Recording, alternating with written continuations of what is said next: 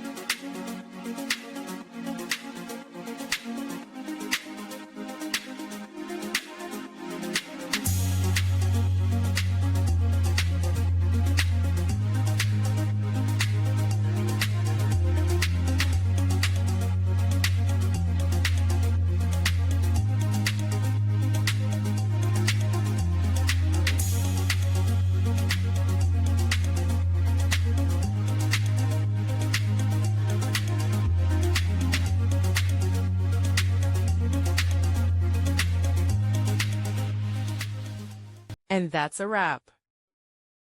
I hope you found the answer you were looking for. If you did, take a second to hit that subscribe button. It really helps out. And let me know in the comments which solution worked best for you. See you next time in the debug zone.